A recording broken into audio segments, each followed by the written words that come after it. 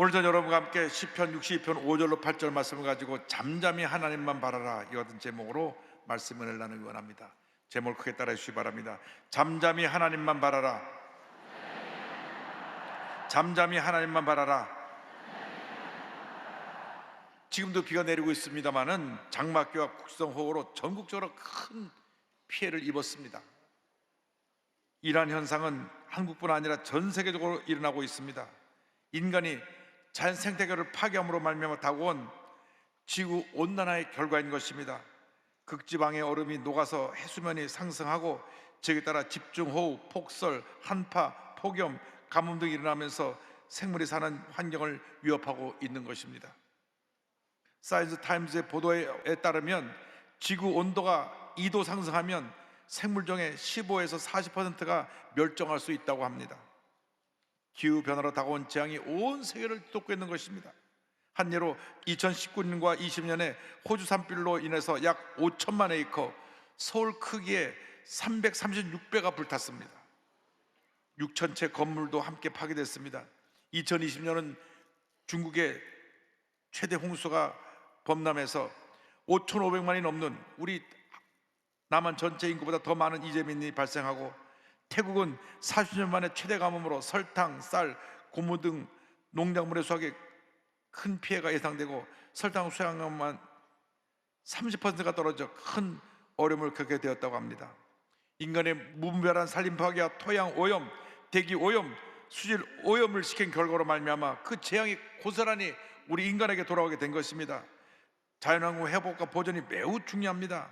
동시에 인간의 정신세계를 오염시키는 거짓 뉴스, 혐오 뉴스, 마약, 도박, 음란, 동성애를 부추기는 각종 SNS 사이비 언론 매체들의 문제도 매우 심각합니다. 적절한 대책도 없어서 선량한 사람들만 그냥 피해를 입고 있습니다. 어떻게 우리가 이 문제 많은 세상을 믿음으로 승리하여 살아갈 수 있겠습니까?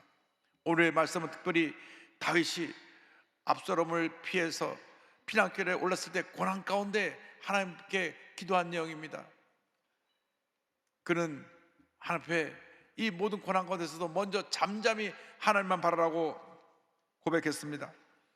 시편 60편 1절 5절입니다.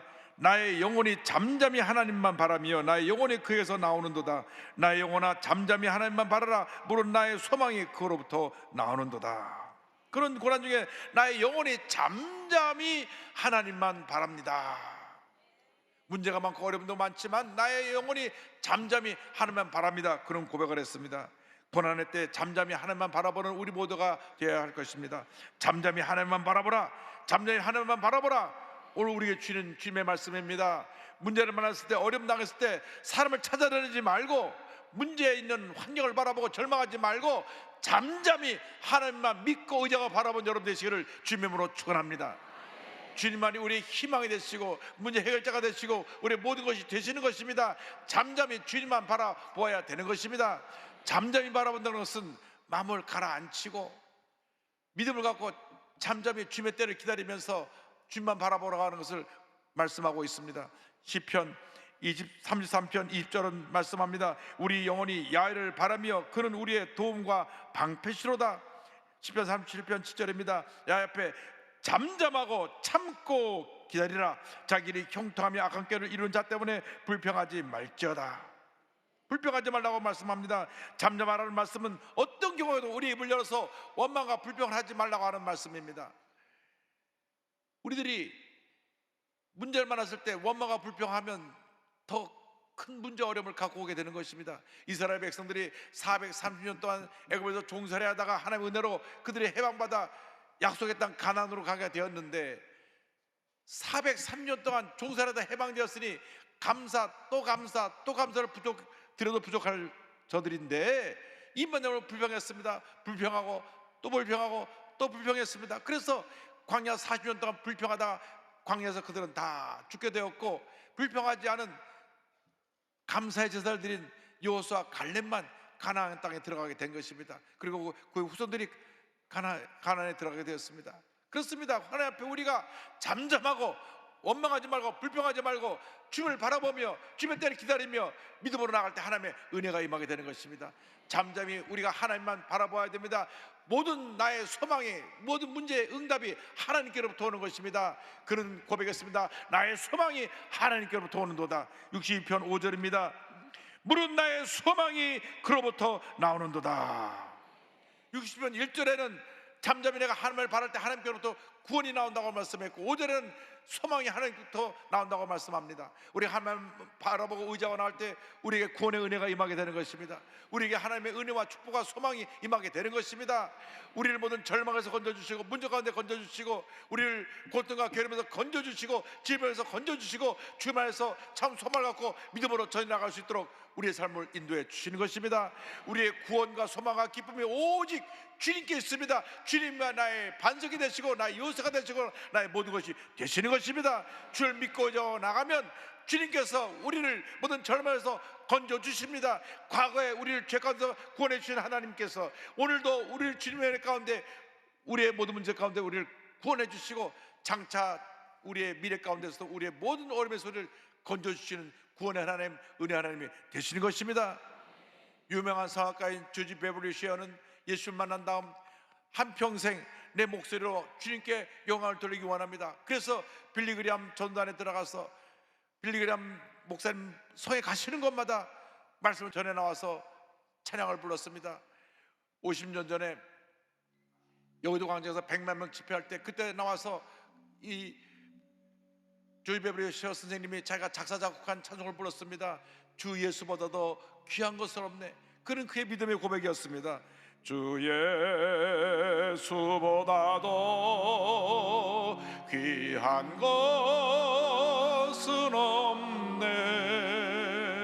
이 세상 부귀와 바꿀 수 없네. 영죽은 내 대신 돌아가신 그 놀라운 사랑 잊지 못해. 세상 즐거움 다 버리고 세상 자랑 다 버렸네. 주 예수보다도 귀한 것은 없네. 예수 밖에는 없네. 그렇습니다. 주 예수보다 더 귀한 것이 없습니다. 예수님은 나의 모든 것이 되시는 것입니다. 주님이 나의 반석이 되시고 요새가 되시고 산성이 되시는 것입니다. 시편 60편 6절로 7절은 이와 같이 고백합니다. 오직 그만이 나의 반석이시요 나의 구원이시요 나의 요새이시니 내가 흔들리지 아니하리로다. 나의 구원과 영광이 하나님께 있으며 내 힘의 반석과 편안함도 하나님께 있도다. 내 힘을 의지하면 흔들릴 수밖에 없습니다. 우리가 강한 것 같지만 남의 말 한마디 듣고 상처받고 무너지는 연약한 모습을 갖고 있습니다. 여러분, 주님만 믿고 의지하고 바라봐야지 사람을 바라보면 안 됩니다. 사람의 이야기를 듣고 상처받고 무너지면 안 됩니다. 주님만 믿고 의지하고 바라보고 나갈 때 하나님의 은혜가 임하게 되는 것입니다. 제가 80년대 미국에서 공부를 했는데 그 당시 미국에서 1년에 가출하는 청소년들이 130만 명 정도가 됐는데 대부분 가정 불화로 부부가 갈등이 있고 폭력이 있고 또 약물 중독 이런 문제로 아이들이 집을 나갔는데 집을 나와서 또 돌아다니면서 정말로 힘들고 어려운 삶을 살았던 것을 보도하는 것을 보았습니다. 그런데 많은 아이들이 부부가 싸울 때 부모로부터 들었던 말 한마디에 상처받고 집을 나왔다고 얘기했습니다. 부부가 막 소리로 싸우다가 아이가 보니까 썩 꺼져버려, 어떻게 너 같은 게 태어났어, 차라리 넌 없었으면 좋았을 거 아니었어. 그 말을 듣고 아이들이 충격을 받았고 부모님이 날 필요하지 않는가 보다. 그날 밤으로 보따리 싸고 나온 것입니다. 그래서 정말로 험한 인생길을 걸어간 모습들을 보았습니다.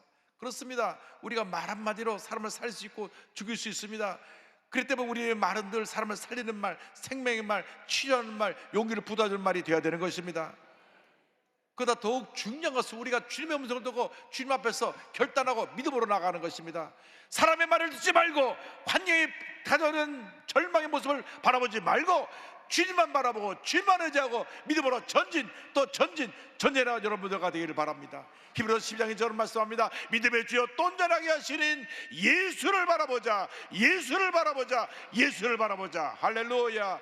예수님만 바라보고 믿고 의지하고 나가시길 바랍니다. 주님만이 나의 유일한 구원자가 되시고 의지할 우리의 하나님이시여 구세주가 되시는 것입니다. 시편 56편 10절로 11절로 말씀합니다. 내가 하나님을 의지하여 그의 말씀을 찬송하며 여호와를 의지하여 그의 말씀을 찬송하리이다. 내가 하나님을 의지하였은즉 두려워하지 아니하리니 사람이 내게 어찌하리이까. 시편 57편 7절입니다. 하나님이여 내 마음이 확정되었고 내 마음이 확정되었으니 내가 노래하고 내가 찬송하리이다. 어떤 문제를 만나도 어떤 절망적인 상황이 다가와도 감사하고 찬양하며 믿음으로 전진 또 전진 또 전진해 나가시기 바랍니다. 예수님은 십자가에 달리시기 전날 밤 감람산에 올라가시면서 찬송을 부르셨습니다. 마태복음 20장 3절입니다. 이에 그들이 찬미하고 감람산으로 나아가니라. 바울과 실라가 억울하게 매먹고 감옥에 갔을 때 그들이 기도하고 찬송을 했습니다.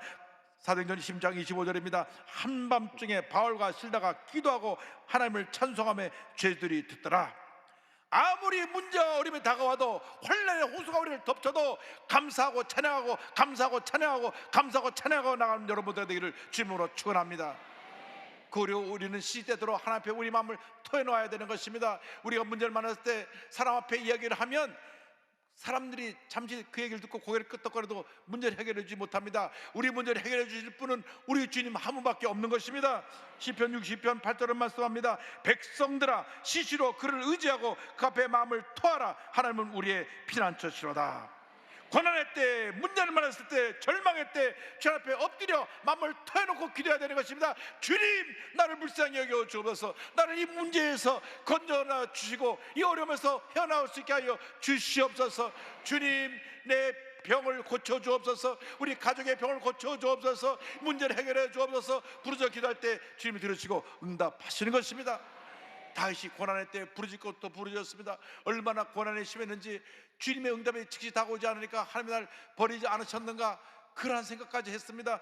시편 20편 1절 2절입니다. 내 하나님이여 내 하나님이여 어찌 나를 버리셨나이까. 어찌 나를 멀리하여 돕지 아니하시오며 내 심소리를 듣지 아니하시나이까. 내 하나님이여 내가 낮에도 부르짖고 밤에도 잠잠하지 아니하오나 응답하지 아니하시니이다.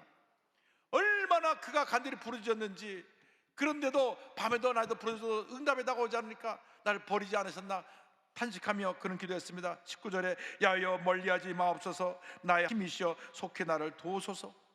그러나 다시 그렇게 부르짖어 기도한 다음 주님의 도우심을 확신하고 금방 그 기도가 바뀝니다. 그 다음 21절을 보면 이렇게 기도했습니다. 나를 사자의 입에서 구하소서.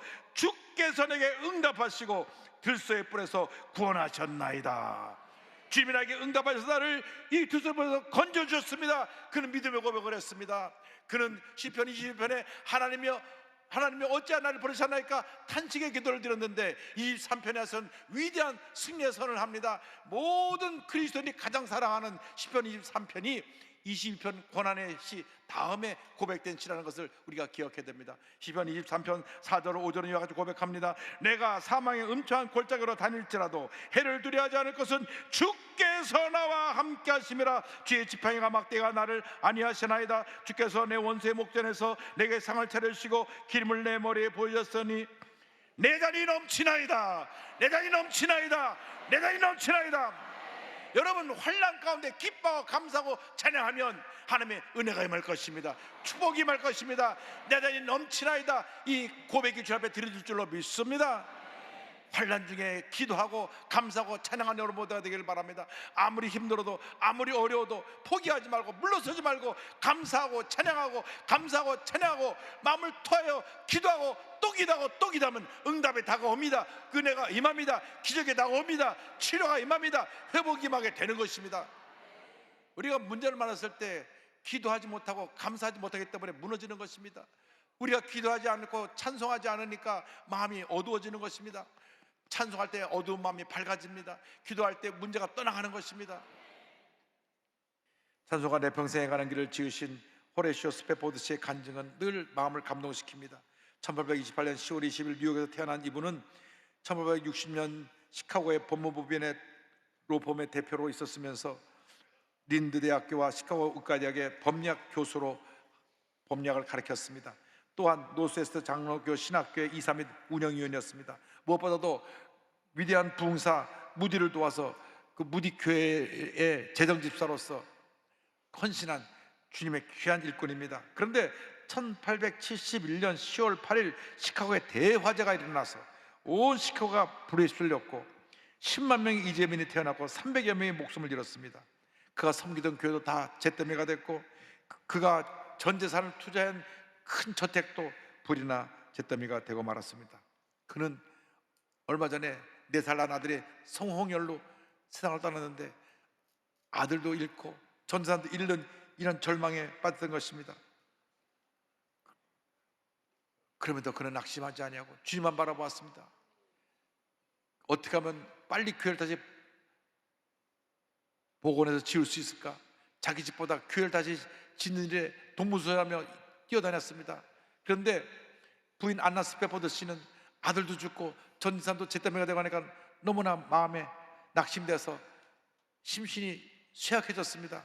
의사가 말하기를 아내를 좀 휴식을 취하고 건강을 회복하지 않으면 병이 깊어지겠습니다. 그래서 아내와 자녀들을 유럽 여행을 보내서 쉬게 하려고 했습니다. 마침 또 무디 목사님이 유럽에 붕해를 갈 일이 있어서 거기서 쉬면서 또 붕해도 참석하자고 해서 같이 가기로 했는데 떠나려고 한 날 많은 일이 생겨서 본인은 못 가고 부인하고 내 딸을 보냅니다. 부인과 내 딸을 실은 역에선 빌리드 아브루호가 1874년 11월 15일 313명을 태우고 뉴욕항을 떠나 대서양을 순행하던 중 일주일 후에 모든 승객이 잠든 새벽 2시 영국 범선 로크온호와 정면 충돌해서 배가 가라앉습니다. 이 사고로 226명의 승객이 목숨을 잃고 87명만 구조됩니다. 의식을 잃은 부인은 로크온호의 구조원에서 구조되지만 12살 애니, 7살 매기, 4살 베시, 18개월 된 타니타, 4딸은 다 죽고 말았습니다. 애타게 소식을 기다리던 스페포드 씨는 영국 웨일즈에 도착한 부인이 보낸 전보를 받았습니다. 혼자 살아남았음, saved alone. 그는 너무나 마음이 아팠습니다. 그래도 주님만 바라보았습니다. 그 절망적인 상황에서 주님만 바라보고 아내를 데리러 영국으로 가는데 한참 항해하는 중에 선장이 선실을 뚫리면서 말합니다. 선생님 나와보세요. 여기가 배가 충돌해서 깔아앉은 곳입니다. 그곳을 지나가니까 마음이 무너지는 것 같았습니다. 그래서 선실에 들어와서 밤새 울부짖어 기도합니다. 하나님, 어떻게 이런 일이 있을 수 있습니까? 주님, 저는 주님의 일을 가장 귀하게 여겼고 주님을 사랑했습니다. 그런데 왜 이런 고통을 주십니까? 이제 어떻게 살아야 합니까? 밤새 눈물로 기도했는데 환하게 동이 틀 무렵 주님의 말씀이 임했습니다. 사랑하는 아들을 잃고 엘리에zer 선지자에 다 찾아갔던 그 엄마가 외동아들을 잃고 나서 선지자가 사원을 보내서 물어볼 때 마음이 평안하다고 대답한 내용입니다. 열왕기하 4장 26절입니다. 너는 달려가서 그를 맞아 이르기를 너는 평안하냐, 내 남편이 평안하냐, 아이가 평안하냐 하라 하였더니 여인이 대답하되 평안하다 하고, 사랑하는 아들이 죽었는데도 평안합니다 고백한 그 어머니의 고백이 자기 마음에 와 닿습니다. 그렇다, 하나님께서 우리 자녀를 데려가셨지만 우리에게는 천국이 예비되어 있고 장차 거기서 우리 주님을 만나고 모든 우리 가족을 만나게 될 테니 내 마음 평안해. 그래서 그가 가판에 앉아서 자신을 돌아보면서 지은 찬송이 찬송가 413장입니다.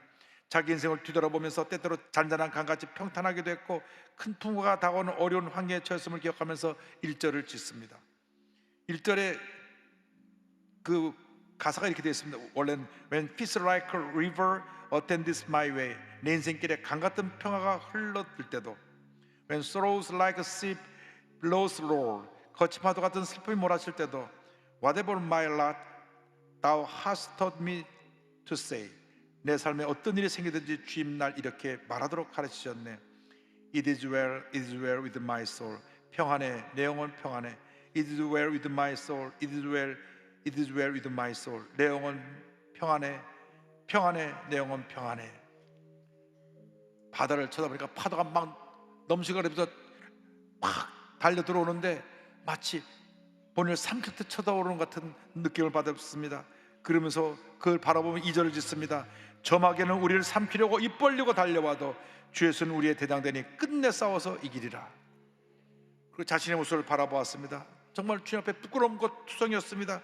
3절을 지었습니다. 내 지은 죄의 주홍빛 같더라도 주 예수께 다 아뢰면 그 십자가 피로서 다 찢으사 흰 눈보다 더 정하리라.